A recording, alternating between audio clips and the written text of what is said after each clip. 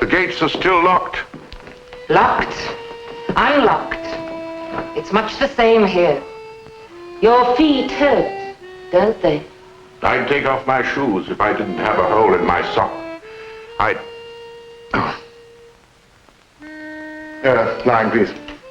I'd sit in the sun and stop trying to decide if I'm alive or dead. Thanks. I'd sit in the sun. Hold it up, please. We are 3 weeks into this play, everybody. I shouldn't be reminding you that this is a drama of the ridiculous and the absurd. Our authoress has explained that from the very beginning.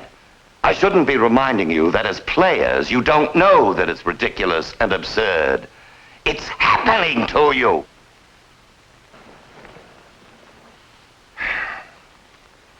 I don't believe your feet hurt, Richard. You say it, but I don't believe it. No, in fact, they hurt all the way up to my elbows. I'll get it, Larry. Don't worry, I'll get it. I hope so. I don't find it easy to rehearse with someone in the rear of the theater, dismantling the chairs one by one. Take it from locked, unlocked, B. I wouldn't have believed it. The gates? The stage's legendary husband and wife team doing a play for Larry Price. 5 flops in 5 years, and he's treating them like seniors in the school play. You know, that takes nerve. Your feet hurt. What do you think of the play? I'd take off my shoes. Very interesting. If I didn't have a hole in my sock, I'd... Terribly avant-garde. Exciting moments. Yeah, I haven't understood any of it either. Homer Sapiens, born July 3rd, 1920. Then I am dead. And this is my tombstone. Let's say it belongs to you right now. The hole in my sock doesn't matter so much anymore then, does it? Why are you facing front, Richard? This isn't a farce comedy. I'm sorry. I thought this was the way we did it the last time around.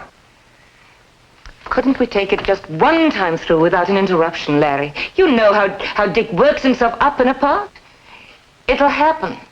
It hasn't happened in 19 days and 7 hours. I told you it will happen. All right. Sorry, Dick. Go ahead, Kirk, please. To the curtain, everybody. But, Leona, there'll be revisions and rewrites right up to the opening. Let somebody else do. I don't think I can help the play anymore, Larry. It's gone out of me. Nothing left except Gilmore. Not your play, not your pride. But a broken-down drunk with faded scrapbooks and his press stills. It doesn't change anything to talk about it, Larry. Yes? It's me, Leona. Well, come in. I'm decent.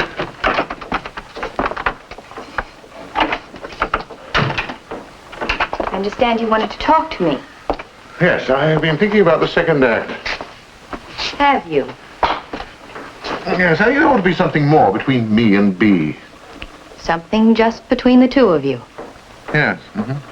Almost a love scene? Well, we haven't got one in the play. That's right. I don't write good love scenes. Oh, well, I'll help you. Poor kid, nails again. Oh, stop it. Stop what? Stop that you're biting your nails again, poor child. Lost, lonely genius bit. You've run through the scene for me a number of times. I'm sorry.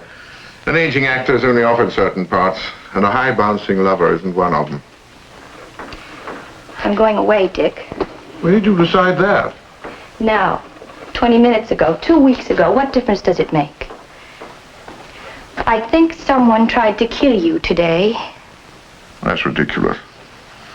But suppose they did. Well, suppose they did because of us. Because of us? Because of what? Was poor B in the wings all night pulling out nails? Did Larry Price struggle with a crosspiece? I mean, what have we done to make someone want to kill us?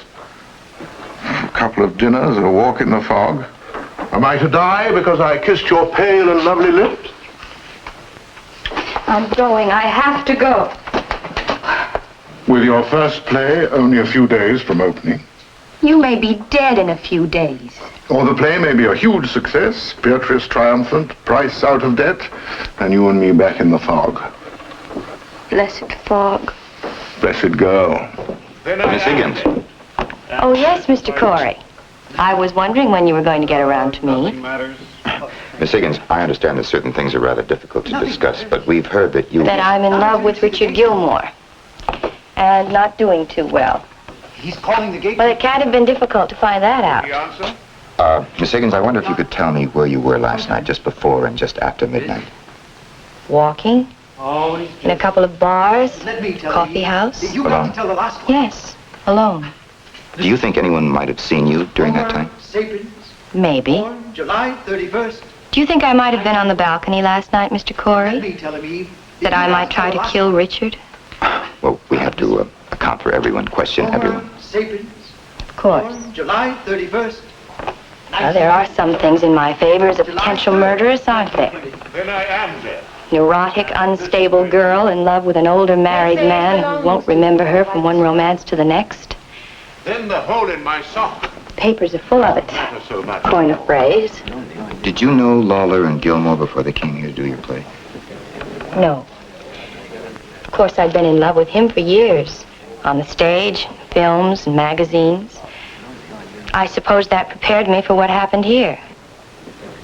You say what happened, not what's happening. I've finished the course. Professor Richard Gilmore on love. Or maybe I'd just like to think so.